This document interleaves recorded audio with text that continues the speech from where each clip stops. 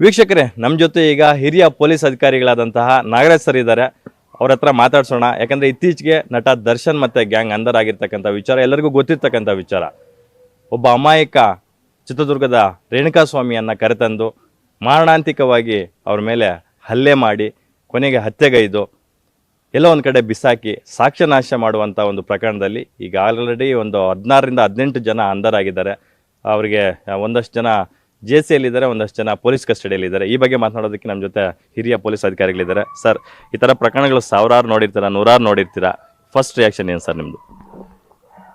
ಇದು ಕರ್ನಾಟಕದ ಇತಿಹಾಸ ತೆಗೆದರೆ ಇದು ಒಂದು ಮೇರು ನಟ, ಕನ್ನಡದ ಸಿನಿಮಾದ ಒಂದು ಮೇರು ನಟ ಮಾಡಿದಂಥ ಹೇಯ ಕೃತ್ಯ ಇದು ಮೊದಲನೇದಂತ ಹೇಳಿದರೆ ತಪ್ಪಾಗಲ್ಲ. ಯಾಕಂದರೆ ನನಗೂ ಸಾಕಷ್ಟು 30-37 ವರ್ಷ ಸುಮಾರು ನಾನು ಪೊಲೀಸರ ಇಲಾಖೆಯಲ್ಲಿ ಕೆಲಸ ಮಾಡಿ ನಿವೃತ್ತಿ ಆದಮೇಲೆ ನನಗೆ ಅನಿಸ್ತದೆ ಇದೊಂದು ನನ್ನ ಲೈಫ್ ಟೈಮಲ್ಲೇ ಒಂದು ಹೀನ ಕೃತ್ಯ ಅಂತ ಹೇಳಿದರೆ ತಪ್ಪಾಗಲ್ಲ. ಒಬ್ಬ ಅಮಾಯಕನನ್ನು ಕಿಡ್ನ್ಯಾಪ್ ಮಾಡಿಕೊಂಡು ನಂತರದಲ್ಲಿ ಯಾವುದೋ ಒಂದು ವಿಷಯಕ್ಕೆ ತಗೊಂಡು ಅವರನ್ನ ಹಿಗ್ಗಾಮುಗ್ಗ ಥಳಿಸಿ ಸಾಯಿಸಿ ಒಂದು ಕಸದ ಥರ ಬಿಸಾಕಿ ಸಾಕ್ಷಿಗಳನ್ನು ನಾಶ ಮಾಡಿಸುವಂಥ ಒಂದು ಕೆಲಸ ಮಾಡಿರೋದು ಒಬ್ಬ ಮೇರು ನಟನಿಗೆ ತಕ್ಕದ್ದಲ್ಲ. ಯಾವುದೇ ಒಬ್ಬ ಸಾಮಾನ್ಯ ನಾಗರಿಕನಿಗೂ ತಕ್ಕದ್ದಲ್ಲ. ಎಂಥ ಸಾಮಾನ್ಯರಲ್ಲಿ ಸಾಮಾನ್ಯನ ಕೇಳಿದರೂ ಕೂಡ ಇದನ್ನು ಒಪ್ಪೋದಿಲ್ಲ. ಇಂಥ ಒಂದು ಕೃತ್ಯ ಒಬ್ಬ ನಾನೇ ಮೇರು ನಟ, ನಾನೇ ಎಂಥದ್ದು ಅಂತ ಹೇಳ್ಕೊಂಡು ಓಡಾಡ್ತಿದ್ದವರಿಗೆ ಎಷ್ಟರ ಮಟ್ಟಿಗೆ ದಕ್ಕುತ್ತೆ ಅನ್ನೋದನ್ನು ನಾವು ನೋಡಿದ್ರೆ ಬಹುಶಃ ಅದಕ್ಕೆ ವ್ಯತಿರಿಕ್ತವಾದಂಥ ಮನುಷ್ಯ ಅವನು ಅಂತ ಹೇಳ್ಬೋದು. ಸೋಷಿಯಲ್ ಮೀಡಿಯಾದಲ್ಲಿ ಏನೋ ಒಂದು ಪರ್ಸ್ನಲ್ ಫೋಟೋ ಕಳಿಸಿದ್ರು ಅನ್ನೋ ಒಂದೇ ಒಂದು ಕಾರಣಕ್ಕೋಸ್ಕರ ಇಷ್ಟು ದೊಡ್ಡ ಹಿಂಸೆ ಕೊಟ್ಟು ಇಷ್ಟು ದೊಡ್ಡ ಹತ್ಯೆ ಮಾಡುವಂಥ ಪ್ರಮೇಯ ಏನಿತ್ತು ಅಂತ. ಯಾಕಂದರೆ ಅದನ್ನು ಹ್ಯಾಂಡಲ್ ಮಾಡೋದಕ್ಕೆ ಬೇರೆ ಬೇರೆ ರೂಪಗಳಿತ್ತು. ಅವುಗಳೆಲ್ಲವನ್ನು ಬಿಟ್ಟು ಈ ಥರ ಒಂದು ವಾಮಮಾರ್ಗ ಅನುಸರಿಸಿದ್ದು ಯಾಕೆ ಅಂತಕ್ಕಂಥದ್ದು ಬಹುಶಃ ಅವ್ರದ್ದು ಒಂದು ಪ್ರತಿಷ್ಠೆಗೆ ಒಳಗಾಗಿರ್ಬೋದು. ಆದರೆ ನೀವು ಹೇಳಿದಾಗೆ ಇದು ಒಂದು ಅರ್ಧ ಪೇಜಲ್ಲಿ ಬರೆದು ಕೊಟ್ಟಿದ್ರೆ ಪೊಲೀಸರಿಗೆ ಈ ಥರ ಒಂದು ದೂರು ಇದೆ ಅಂತೇಳಿ ಅವರು ಒಂದು ಬಹುಶಃ ಒಂದು ಅರ್ಧ ಮತ್ತು 1 ಗಂಟೆಯಲ್ಲಿ ಈ ಒಂದು ಸಮಸ್ಯೆಯನ್ನು ಬಗೆಹರಿಸಿ ಸೂಕ್ತ ಕ್ರಮವನ್ನು ಯಾರು ತಪ್ಪು ಮಾಡಿದರೆ ಅವ್ರ ಮೇಲೆ ಜರುಗಿಸ್ಬೋದಾಗಿತ್ತು. ಇಂಥ ಒಂದು ಸಣ್ಣ ವಿಷಯವನ್ನು ದೊಡ್ಡದು ಮಾಡಿಕೊಂಡು ಪ್ರತಿಷ್ಠೆಯಾಗಿ ತಗೊಂಡು ಯಾರನ್ನೋ ಪ್ಲೀಸ್ ಮಾಡೋಕ್ಕೆ, ಅವರ ಒಂದು ಪ್ರೇಯಸಿಯನ್ನು ಪ್ಲೀಸ್ ಮಾಡೋಕ್ಕೆ ಮಾಡಿದಂಥ ಕೃತ್ಯ ಇದೆಯಲ್ಲ, ಇನ್ನೇನು ಗಂಟೆಗಲ್ಲ ಇನ್ನೊಂದಕ್ಕಲ್ಲ, ಇದು ಒಬ್ಬ ಸಾಮಾನ್ಯ ಮನುಷ್ಯನು ಕೂಡ ಮಾಡಿದಂಥ ಒಪ್ಪದೇ ಇರತಕ್ಕಂಥ ಕೆಲಸ. And is one of the most heinous. ನಾನು ಆಗಲೇ ಹೇಳಿದೆ ನಿಮಗೆ, ಹೇಯ ಕೃತ್ಯ ಇದು. ಆ ಕೃತ್ಯ ಎಷ್ಟೇ ಪನಿಷ್ಮೆಂಟ್ ಕೊಟ್ಟರು ಕಡಿಮೆನೇ. ಯಾಕೆಂದರೆ ಇದು ಮನುಕುಲಕ್ಕೆ ಒಂದು ವಿರುದ್ಧವಾದಂಥ ಕೃತ್ಯ. ಅದರಲ್ಲೂ ಕರ್ನಾಟಕದ ಜನ ಶಾಂತಿ ಪ್ರಿಯರು, ಸೌಮ್ಯ ಸ್ವಭಾವದವರು. ಅಂಥವರಿಗೆ ಏನೋ ಒಂದು ಅಗೌರವ ತರುವಂಥ ಕೆಲಸ ಇದಾಗಿದೆ. ಅದರಿಂದ ಆ ಮೇರು ನಟನ ಮುಖ ನೋಡಬಾರ್ದು, ಅವನ ಇತಿಹಾಸ ನೋಡಬಾರ್ದು. ಮಾಡಿರ್ತಕ್ಕಂಥ ಹಾಲಿ ಕೃತ್ಯ ಏನಿದೆ ಆ ಕೃತ್ಯಕ್ಕೆ ತಕ್ಕನ ಒಂದು ಶಿಕ್ಷೆ ಆಗೋಂಥ ಕೆಲಸ ಪೊಲೀಸರು ಮಾಡ್ತಾಯಿದ್ದಾರೆ. ಭಾಳ ಹೆಮ್ಮೆ ಪಡುವಂಥ ವಿಷಯ ಅದು. ಆ ರೀತಿ ಮಾಡಿ ಅವರಿಗೆ ಶಿಕ್ಷೆ ಆಗಿ ನೋಡಿಕೊಂಡ್ರೆ ಬಹುಶಃ ಅವರ ಒಂದು ಮನೆಯವರಿಗೆ, ಏನು ಬಡತನದ ಒಂದು ಮನೆಯವರಿಗೆ ಅಷ್ಟೇ ಅಲ್ಲ, ಇಡೀ ನಮ್ಮ 7.5 ಕೋಟಿ ಜನ ಕನ್ನಡಿಗರಿಗೆ ಮಾಡಿದಂಥ ಒಂದು ಉಪಕಾರ ಅಂತ ನಾನು ಭಾವಿಸ್ತೇನೆ. ಸರ್, ಸಿನಿಮಾಗಳಲ್ಲಿ ಹೀರೋಯಿಸಮ್ ತೋರಿಸೋದು ಬೇರೆ, ಅದನ್ನು ರಿಯಾಲಿಟಿಗೆ ತಂದಾಗ ಈ ಥರದ ಒಂದು ಪ್ರಮೇಯಗಳು ಆಗುತ್ತೆ ಅಂತಕ್ಕಂಥದ್ದು. ಯಾಕಂದರೆ ಸಿನಿಮಾದಲ್ಲಿ ಅವರು ತೆರೆ ಮೇಲೆ ಒಂದು ಸಿನಿಮಾದ ಕತೆಗೆ ಹೀರೋ ಆಗಿ ನಟಿಸೋದು ಬೇರೆ, ಇಲ್ಲಿ ಒಬ್ಬ ವ್ಯಕ್ತಿಗೋಸ್ಕರ ನೀವು ಹೇಳ್ದಂಗೆ ಪ್ರೇಯಸಿಗೋಸ್ಕರ ಹೀರೋ ಆಗೋದು ಬೇರೆ. ಅದಕ್ಕೆ ಹೇಳಿದ್ದು, ಇಲ್ಲಿ ಸ್ವಂತ ವಿಷಯಕ್ಕೆ ಇಷ್ಟೊಂದು ದೊಡ್ಡ ವಿಷಯ ಮಾಡಿಕೊಂಡು ಒಬ್ಬರಿಗೆ ಅನ್ಯಾಯ ಮಾಡೋದು ಇದೆಯಲ್ಲ, ಇದು ಒಬ್ಬ ಮೇರು ನಟನಿಗೆ ತಕ್ಕದಲ್ಲ. ಕರ್ನಾಟಕದಲ್ಲಿ ಎಷ್ಟು ಜನ ಮೇರು ನಟರು ಇದೇ. ಡಾಕ್ಟರ್ ರಾಜ್ಕುಮಾರ್ ಅವರನ್ನು ನೋಡಿ, ಯಾವತ್ತಾದರೂ ಒಂದು ಈ ಥರ ಒಂದು ವಿಷಯ ತಗೊಂಡಿದ್ದಾರೆ ಅವರು. ಇದು ಬಿಡಿ, ನಮ್ಮ ಡಾಕ್ಟರ್ ವಿಷ್ಣುವರ್ಧನ್ ಅವ್ರನ್ನ ನೋಡಿ ಯಾವ ರೀತಿ ನಡ್ಕೊಂಡಿದ್ದಾರೆ. ಎಷ್ಟೊಂದು ಅವಮಾನಕರವಾದಂಥ ಏನೋ ಕೆಲಸಗಳನ್ನು ಅವ್ರ ವಿರುದ್ಧ ಮಾಡಿದ್ದಾರೆ ಕೆಲವರು.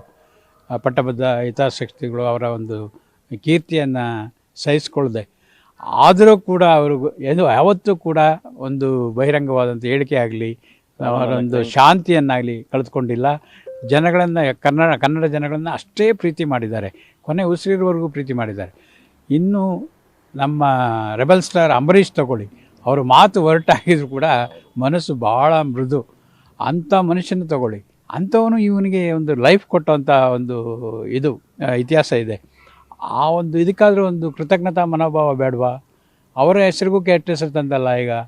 ಆದ್ದರಿಂದ ನಾನು ಹೇಳ್ತೀನಿ, ಇದು ಯಾವುದೇ ನೀವು ಒಂದು ಮಾನದಂಡಗಳನ್ನು ಇಲ್ಲಿ ಬಳಸಿದ್ರು ಕೂಡ ಅದಕ್ಕೆ ಯೋಗ್ಯನಲ್ಲ ಇವನು. ಒಂದೇ ಹೇಳ್ಬೋದು, ಇವನೊಬ್ಬ ಮನುಕುಲಕ್ಕೆ ಏನು ಅಪವಾದ. ಎಸ್ ಸರ್, ನೀವು ಸಾಕಷ್ಟು ಪ್ರಕರಣಗಳನ್ನು ನೋಡಿರ್ತೀರ. ಯಾರೇ ಒಬ್ಬ ಅಪರಾಧಿ ಅಥವಾ ಆರೋಪಿ ಸ್ಟೇಷನ್ಗೆ ಅಥವಾ ಜೈಲಿಗೆ ಹೋಗಿ ಬಂದರೆ ಸಾಕಷ್ಟು ಬದಲಾವಣೆ ಅವರಲ್ಲಿ ತರುತ್ತೆ ಅಂತಕ್ಕಂಥದ್ದನ್ನು ನಾವು ಕೇಳಿದ್ದೀವಿ. ಒಂದಷ್ಟು ಜನದಲ್ಲಿ ತಂದಿರಲೂಬಹುದು. ಇದೇ ದರ್ಶನ್ ಅವರು 2011ರಲ್ಲಿ ಸುಮಾರು 13-14 ದಿನಗಳ ಕಾಲ ಪರಪ್ಪನ ಅಗ್ರಹಾರಕ್ಕೆ ಹೋಗಿ ಬರ್ತಾರೆ, ಇದೇ ಹೆಂಡತಿಯನ್ನು ಹೊಡೆದಂತಹ ಅವರ ವಿಚಾರದಲ್ಲಿ. ಆದಾಗ್ಯೂ ಸಹ ಅವರು ಎಚ್ಚೆತ್ಕೊಂಡಿಲ್ಲ ಅಥವಾ ಬದಲಾಗಿಲ್ಲ ಅಂತಂದರೆ ಮತ್ತೆ ಈ ಥರದ ಒಂದು ಪ್ರಕರಣಗಳಲ್ಲಿ ಭಾಗಿಯಾಗ್ತಾರೆ ಅಂದರೆ ಏನು ಹೇಳ್ತೀರಾ ಸರ್? ನೋಡಿ, ಜೈಲ್ ಅಂದರೆ ಒಂದು ಕರೆಕ್ಷನಲ್ ಅಡ್ಮಿನಿಸ್ಟ್ರೇಟಿವ್ ಸೆಂಟ್ರ್. ಆ ಕರೆಕ್ಷನಲ್ ಅಡ್ಮಿನಿಸ್ಟ್ರೇಷನಲ್ಲೂ ಕೂಡ ಅವರು ಪಾಠ ಕಲೀಲಿಲ್ಲ. ಎಷ್ಟೆಲ್ಲ ದುರುಳರಿದ್ದರು, ಅಲ್ಲಿ ಮಾದರಿಯಾಗಿದ್ದಂಥ ಕೈದಿಗಳಿದ್ದರು, ಬೇಡ ಅದೇ ಥರ ಒಂದು ಅಧಿಕಾರಿಗಳಿದ್ದರು. ಅವರ ಜೊತೆಗೆ ಅವರು ಏನು ಒಂದು ಕರೆಕ್ಷನಲ್ ಅಡ್ಮಿನಿಸ್ಟ್ರೇಷನ್ ಸಲುವಾಗಿ ಹೊರಗಡೆ ಒಂದು ಎಕ್ಸ್ಪರ್ಟ್ಸ್ನ ಕರೆಸಿ ಅವರಿಗೆ ಪಾಠ ಹೇಳೋದು ಅಂತ ಇರ್ಬೋದು, ಅದು ಅವರು ಕೂಡ ಅಲ್ಲಿ ಮಾಡ್ತಾರೆ. ಅವೆಲ್ಲ ಮಾಡಿದರೂ ಕೂಡ ಅವನು ಆಗಲೇ ಕಳಿಬೇಕಾಗಿತ್ತು. ಇದು ನಮಗೆ ಯೋಗ್ಯವಾದಂಥ ಜಾಗ ಅಲ್ಲ ಜೈಲು. ಯಾರಿಗೆ ಭಾಳ ಏನು ಕಡೆ ಹಂತದಲ್ಲಿ ಇರ್ತಕ್ಕಂಥ ಒಂದು ಕ್ಯಾರೆಕ್ಟರ್ಲೆಸ್ ಪೀಪಲ್ಗೆ ಇದು ಜೈಲು ಅಂತ ತಿಳ್ಕೊಬೇಕಾಗಿತ್ತು. ಆದರೆ ಅವರಿಗೆ ಅದಕ್ಕೆ ಡೇ ಆಗ್ತಾ ಹೋದರು. ನೋಡಿ, ಒಂದಾದ್ಮೇಲೆ ಒಂದು ಮಾಡ್ತಾ ಇದ್ದಾರೆ. ತಪ್ಪುಗಳು ಮಾಡಿ ಬಹುಶಃ ಅವರು ಗೆದ್ದುಕೊಂಡು ಬಂದಿರ್ಬೋದು ಇದುವರೆಗೆ. ಆದರೆ ಇದು ಗೆಲ್ಲುವಂಥ ತಪ್ಪಲ್ಲ. ಯಾಕೆಂದರೆ ಒಬ್ಬ ಮನುಷ್ಯನನ್ನು ಕ್ರೂರವಾಗಿ, ಒಬ್ಬರಲ್ಲ 17 ಜನ ಸೇರಿ ಒಂದು ಕಿಡ್ನ್ಯಾಪ್ ಮಾಡ್ಕೊಂಡು ಬಂದು ಆ ನಂತರದಲ್ಲಿ ಏನೊಂದು ಕೋಳಿ ಮರಿಗೆ ಒಂದು ಜೋರಾಗಿ ಒಂದು ಕಲ್ಲು ಎಸೆದರೆ, ಸಣ್ಣ ಕಲ್ಲು ಎಸೆದ್ರೆ ಕೂಡ ಪಟ ಸತ್ತೋಗುತ್ತೆ. ಆ ಮಾದರಿಯಲ್ಲಿ ಅವರು ಹಿಂಸೆ ಕೊಟ್ಟಿದ್ದಾರೆ. ಎಷ್ಟೋ ಇಂಜುರೀಸ್ ಇದೆ ಅವ್ರ ಮೇಲೆ ಅಂತ ಹೇಳ್ತಾರೆ. ಬೇಡ, ಇದೆಲ್ಲ ಬಿಟ್ಬಿಡಿ. ಅವ್ರ ಬ್ಯಾಕ್ಗ್ರೌಂಡ್ ತೆಗೆದು ನೋಡಿದ್ರೆ ಅವನು ಒಂದು ಶ್ರೀಮತಿ ಅವರು 5 ತಿಂಗಳು ಮಗು. ಆ ಮಗು ಏನು ತಪ್ಪು ಮಾಡಿದೆ? ಶಿಕ್ಷೆ ಯಾರಿಗೆ ಇವತ್ತು? ನಿಜವಾದ ಶಿಕ್ಷೆ ಅನುಭವಿಸುವಂಥವ್ರ ಮುಂದಿನ ದಿನಗಳಲ್ಲಿ ಆ ಮಗು, ಅದರ ತಾಯಿ, ಅವರ ಏನೋ ತಂದೆ ತಾಯಿ, ಇಷ್ಟು ಶಿಕ್ಷೆ ಅನುಭವಿಸ್ಲಿಕ್ಕೆ ಅವರೇನು ತಪ್ಪು ಮಾಡಿದಾರೇನಾ? ಇದನ್ನೆಲ್ಲ ಯೋಚನೆ ಮಾಡಬೇಕಲ್ಲ ಒಬ್ಬ ಮನುಷ್ಯ ಆದಮೇಲೆ. ಯಾಕೆ ಮಾಡಿಲ್ಲ? ಅದು ಒಬ್ಬ ಮೇರು ನಟ ಅನಿಸ್ಕೊಂಡು 60 ಲಕ್ಷಕ್ಕೂ ಚಿಲ್ಲರೆ ಅವ್ರಿಗೆ ಫ್ಯಾನ್ಸ್ ಇದ್ದಾರಂತೆ. ನನಗೆ ಅಂತೀನಿ, ಆ ಫ್ಯಾನ್ಸ್ ನಿಜವಾದ ಫ್ಯಾನ್ಸ್ ಅಲ್ಲ. ಅವರು ಡಿ ಗ್ರೂಪ್ ಅಂತ ಏನೋ ಮಾಡ್ಕೊಂಡಿದ್ದಾರಲ್ಲ. ಡಿ ಅಂದ್ರೇನು? ಡಕಾಯ್ಟ್ಸ್ ಇರ್ಬೋದು, ಡೆವಿಲ್ಸ್ ಇರ್ಬೋದು, ಅಥವಾ ಇನ್ನೂ ಏನಾದರೂ ಪದಗಳು ಆ ಡಿಗೆ ಕನೆಕ್ಟೆಡ್ ಇದ್ದರೆ ಅದು ಇರ್ಬೋದು. ಅದು ಅಂತ ನಾವು ತಿಳ್ಕೊಬೇಕಾಗಿದೆ. ಅವರೇನು ದೊಡ್ಡ ಮನುಷ್ಯರುಗಳಲ್ಲ. ಅದನ್ನು ರಿಫಾರ್ಮ್ ಮಾಡಬೇಕಾದ್ರೆ ಇಮಿಡಿಯೇಟಾಗಿ ಅವರು ಡಿಸೋನ್ ಮಾಡಬೇಕು. ಈ ಸಂಘದಿಂದ ಹೊರಗಡೆ ಬರಬೇಕು. ಆ ಬುದ್ಧಿ ಯಾರೂ ಕಲಿಬಾರ್ದು. ಇದು ಈ ಪ್ರಕರಣದಲ್ಲಿ, ಇಂದಿನ ಪ್ರಕರಣಗಳಲ್ಲಿ ಬರೋಲ್ಲ. ಯಾಕೆಂದರೆ ಗಂಡ ಹೆಂಡತಿ ಜಗಳ ಈ ಥರ ಅಂತ ಹೇಳ್ಬೋದು. ಇಲ್ಲಿ ಆ ರೀತಿಯ ಒಂದು ಗ್ಯಾಂಗ್ ಕಟ್ಕೊಂಡು ಮಾಡಿರೋದ್ರಿಂದ ಇದು ಅದು ಸೂಕ್ತವಾಗಿದೆ. ಅವನಿಗೆ ಗಡೀಪಾರು ಕೂಡ ಮಾಡ್ಬೋದು. ಅಷ್ಟೇ ಅಲ್ಲ, ಜೈಲಲ್ಲೂ ಕೂಡ ಇಡ್ಬೋದು. Fine sir. ಈಗ ನೀವು ವ್ಯವಸ್ಥೆಯಲ್ಲಿ ಇದ್ದಂಥವರು, ಸಾಕಷ್ಟು ಪ್ರಕರಣಗಳನ್ನು ಭೇದಿಸಿದಂಥವರು, ಹಾಗಾಗಿ ಈ ಪ್ರಕರಣದಲ್ಲಿ ಏನೆಲ್ಲ ಶಿಕ್ಷಣಗಳು ಅವ್ರ ಮೇಲೆ ಹಾಕ್ಬೋದು ಅಂತಕ್ಕಂಥದ್ದು? ನೋಡಿ, ಮೂಲಭೂತವಾಗಿ ಶುರುವಿಂದ ತಗೊಂಡ್ರೆ ಕಿಡ್ನ್ಯಾಪ್ ಇದೆ. ಏನೋ ಒಂದು ತಪ್ಪು ಮಾಹಿತಿ ಕೊಟ್ಟು ಅವರನ್ನು ತಮ್ಮ ವಶಕ್ಕೆ ತಗೊಂಡು ಅಲ್ಲಿಂದ ತಗೊಂಡು ಬಂದಿದ್ದಾರೆ. ಅಟ್ ದಿ ಇನ್ಸ್ಟೆನ್ಸ್ ಆಫ್ ಯಾರು? ಈ ನಟ ದರ್ಶನ್. ಅದು ಮಾಡೋ ಮುಂಚೆ ಅವರು ಮಾತಾಡಿದ್ದಾರೆ. ಅದಕ್ಕೆ ಕಾನ್ಸ್ಪಿರೇಸಿ ಅಂತಾರೆ. ಕಾನ್ಸ್ಪಿರೇಸಿ ಆದಮೇಲೆ ಕಿಡ್ನ್ಯಾಪ್ ಆದಮೇಲೆ ಇಲ್ಲಿ ತಂದು ಒಂದು ಕಡೆ ಕೂಡಾಕ್ತಾರೆ. ರಾಂಗ್ಫುಲ್ ಕನ್ಫೈನ್ಮೆಂಟ್ ಕೂಡಾಕಿ ಹೊಡಿತಾರೆ, ಥಳಿಸ್ತಾರೆ, ಮುಗ್ಗ ಥಳಿಸ್ತಾರೆ. ಅದು ಅಸಾಲ್ಟ್ ಯಾವ ಥರ ಥಳಿಸ್ತಾರೆ ಅಂದರೆ ಸಾಯೋವರೆಗೂ ಥಳಿಸ್ತಾರೆ. ಅಂದರೆ ಸಾವು, ಕೊಲೆ. ಆ ಕೊಲೆ ಮಾಡಿದ ಮೇಲೆ ಸಾಕ್ಷಿಯನ್ನು ನಾಶ ಯಾವ ಥರ ಮಾಡ್ತಾರೆ ಅಂದರೆ ಆ ಬಾಡಿನೇ ಇರಬಾರ್ದು, ಕಾಣಬಾರ್ದು ಯಾರಿಗೂ. ಏನಾದ್ರು ಮಾಡಿ ದೂರ ತಗ್ಸಿ ಅದು ಏನೋ ಅನ್ನೋನ್ ಪರ್ಸನ್ ಬಾಡಿ ಅನ್ನೋ ಟೈಪ್ ಮಾಡಬೇಕು ಅನ್ನೋ ಟೈಪು. ಆಗಲ್ಲ, ಇನ್ವೆಸ್ಟಿಗೇಷನ್ ಕುಂಠಿತಗೊಳ್ಳುತ್ತದೆ, ಪ್ರೊಸೀಡ್ ಆಗಲ್ಲ, ಇವರಿಗೆಲ್ಲ ಸೇಫ್ ಆಗ್ತಾರೆ ಅಂತ.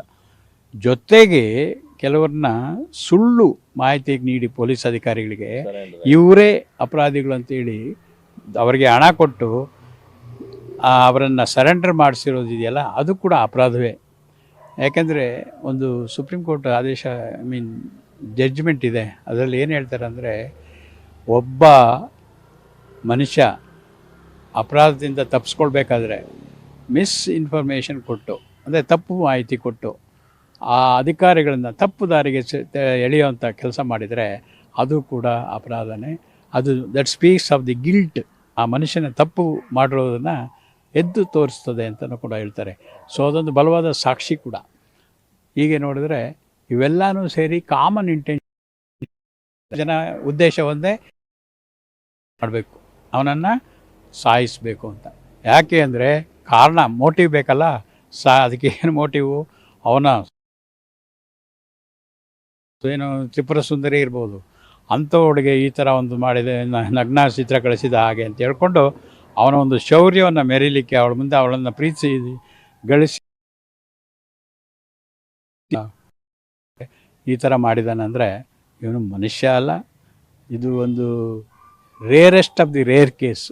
ನಿಜವಾಗ್ಲೂ ಪನಿಷ್ಮೆಂಟು ನಾರ್ಮಲಿ ಲೈಫ್ ಅಂತ ಕೊಡ್ತಾರೆ, ಲೈಫ್ ಅಲ್ಲ, ಇದರಲ್ಲಿ ಡೆತ್ ಸೆಂಟೆನ್ಸೇ ಕೊಡಬೇಕು, ಮರಣದಂಡನೆ ಕೊಡಬೇಕು ಅಂತಕ್ಕಂಥ ಮಾತನ್ನು ನೀವು ಹೇಳ್ತಾ ಇದ್ದೀರಾ. ನಿಜವಾಗ್ಲೂ ಅವರು ಶಿಕ್ಷೆ ಮಾಡಿರೋದೇ ಆದರೆ, ಪ್ರೂವ್ ಆದರೆ ಕೊಡಲಿ ಅಂತಕ್ಕಂಥದ್ದು ನಮ್ಮ ಇದು. ಅದರೆಲ್ಲದರ ಹೊರತಾಗಿ ಕೇಳೋದಾದರೆ, ಮಾಡಿರೋದೇ ಆಗಿರೋದೇ ಅಲ್ಲ, ನೋಡಿ ಈ ಸ್ಪೆಕ್ಯುಲೇಷನ್ ಇಲ್ಲ. ಈಗ ಎಲ್ಲ ನೋಡಿ, ಎಲ್ಲದಕ್ಕೂ ಸಾಕ್ಷಿ ಹೇಳೋರಿದ್ದರೆ ಒಂದು ಸ್ವಲ್ಪ ಸೈಂಟಿಫಿಕ್, ವೈಜ್ಞಾನಿಕವಾದಂಥ ಸಾಕ್ಷಿ, ಟೆಕ್ನಾಲಜಿಕಲ್ ಸಾಕ್ಷಿ ಭಾಳ ಗಟ್ಟಿಯಾಗಿದೆ.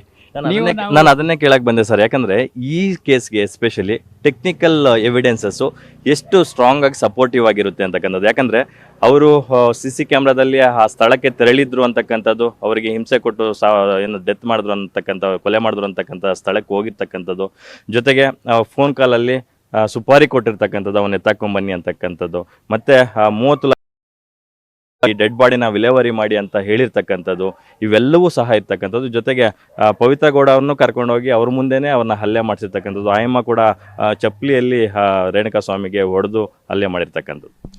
ಅದಕ್ಕೆ ಹೇಳಿದ್ದು ಟೆಕ್ನಿಕಲ್ ಎವಿಡೆನ್ಸು. ಇದೆಲ್ಲ ಬೇಕಾದ್ರೆ ಸಾಕ್ಷಿಗಳು ನಾಳೆ ನನಗೆ ಗೊತ್ತಿಲ್ಲ ಸ್ವಾಮಿ ಅಂತ ಹೇಳ್ಬೋದು ಕೋರ್ಟಲ್ಲಿ. ಆದರೆ ಈ ವೈಜ್ಞಾನಿಕ ಸಾಕ್ಷಿ ಮತ್ತು ಟೆಕ್ನಿಕಲ್ ಸಾಕ್ಷಿ ಇದೆಯಲ್ಲ, ಇದನ್ನು ತಿರುಚಕ್ಕಾಗೋದಿಲ್ಲ. ಇದು ಒಂದು ಸಾರಿ ಪ್ರಿಂಟ್ ಆದರೆ ನಮ್ಮ ಒಂದು ಗ್ಯಾಡ್ಜೆಟ್ಸ್ ಮೇಲೆ ಎಲ್ಲಿ ಅಚ್ಚಾಗಿದೆ ಅಲ್ಲಿ ಅದು ಹಾಗೇ ಇರುತ್ತೆ.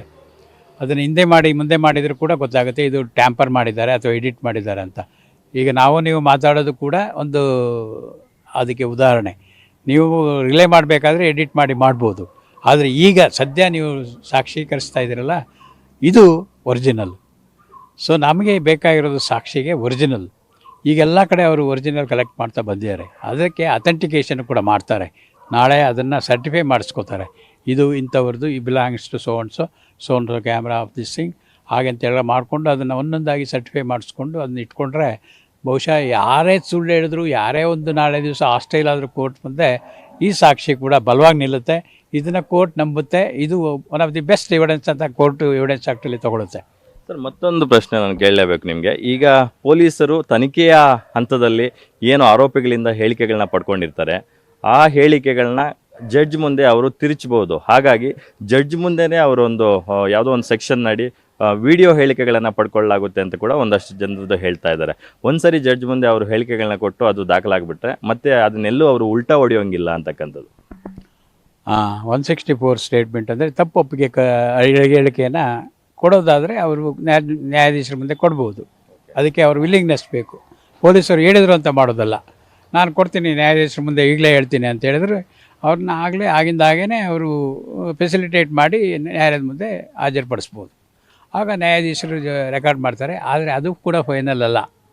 ಅದನ್ನು ಕೂಡ ನಾಳೆ ನಾನು ಒತ್ತಡದಿಂದ ಹೇಳಿದ್ದೇನೆ ಅಂತ ಹೇಳ್ತಾ ತಿರುಚಬಹುದು. ಆದರೆ ಈ ಸೈಂಟಿಫಿಕ್ ಎವಿಡೆನ್ಸ್ ಹೇಳಿದ್ರಲ್ಲ, ಟೆಕ್ನಿಕಲ್ ಎವಿಡೆನ್ಸು, ಈಗ ನೋಡಿ ನೀವು 3 ಜನ ಇಲ್ಲಿದ್ದೀವಿ, ಯಾವುದೋ ಒಂದು ಸ್ಥಳದಲ್ಲಿ ಇದ್ದೀವಿ. ಈ ಸ್ಥಳದಲ್ಲಿ ನಿಮ್ಮ ಹತ್ರ ಮೊಬೈಲ್ ಇದೆ, ನನ್ನ ಹತ್ರ ಮೊಬೈಲ್ ಇದೆ, ಇವರು ನಮ್ಮ ಫೋಟೋಗ್ರಾಫರ್ ಹತ್ರ ಮೊಬೈಲ್ ಇದೆ. ಈ ನಮ್ಮ ಮೊಬೈಲ್ 3 ಕೂಡ ಒಂದೇ ಡಂಪ್ಗೆ ಹೋಗುತ್ತೆ, ಎಲ್ಲಿ ಟವರಲ್ಲಿ ಡಂಪ್ ಆಗುತ್ತೆ. ನಮಗೆ ಮೆಸೇಜ್ ಬರೋದಾಗಲಿ ಇನ್ನೊಂದಾಗಲಿ, ಇದು ಮುಖ್ಯ. ನಾವು 3 ಜನ ಇಂಥ ಸ್ಥಳದಲ್ಲಿ ಇಂಥ ದಿವಸ ಇಷ್ಟು ಟೈಮಲ್ಲಿ ಇರೋಕ್ಕೆ ಕಾರಣ ಏನು? ನಾನು ಹೇಳಬೇಕು, ನೀವು ಹೇಳಬೇಕು, ಅವ್ರು ಹೇಳಬೇಕು. ಹೌದು, ನಾವು ಇಂಥದ್ದು ಮಾಡಿದ್ದೀವಿ, ಇದಕ್ಕೆ ಸಾಕ್ಷಿ ಇದೆ, ಇಲ್ಲಿ ಪಿಕ್ಚರ್ ಮಾಡಿರ್ತೀರ ಅಲ್ವಾ? ಹಾಗೇನೆ ಅಲ್ಲಿ ಅವ್ರು ಇದ್ದಿದ್ದು ಯಾತಕ್ಕೆ? ಹೆಣ ಮಾಡಿದ್ರು. ಯಾರ್ದು ಹೆಣ ಮಾಡಿದ್ರು? ಪಾಪ ಅಮಾಯಕ ಕಾಶಿ ಅವ್ರದ್ದು ಮಾಡಿದ್ರು. ಅವ್ರದ್ದು ಹೇಗೆ ಮಾಡಿದ್ರು? ಹೊಡೆದ್ರು, ಕಂಡಪಟ್ಟೆ ಹೊಡೆದ್ರು. ಈಗ ಒಬ್ಬ ಮನುಷ್ಯನಿಗೆ ಮುಟ್ಟಬೇಕಾದ್ರೆ ಮೊದಲು ಯೋಚನೆ ಮಾಡಬೇಕು, ಅವ್ನು ಮುಟ್ಟಿದ್ರೆ ಸಾಯ್ಬೋದೇನೋ. Nobody has got right to assault anybody. ಆ ಥರ ಇದ್ದರೆ ಅವನು ದೂರು ಕೊಡಲಿ ಅಥಾರಿಟಿಗೆ, ಲಾ ಎನ್ಫೋರ್ಸಿಂಗ್ ಏಜೆನ್ಸಿಗೆ. ಅವನಿಗೆ ಹೊಡೆಯೋ ಅಧಿಕಾರ ಇಲ್ಲ.